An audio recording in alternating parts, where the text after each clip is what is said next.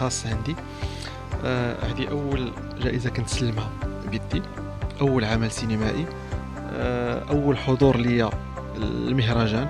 هنيئا للساكنة مكناس بهذا المهرجان، وكنشكر كاع الناس القائمين على النجاح ديال هذا المهرجان.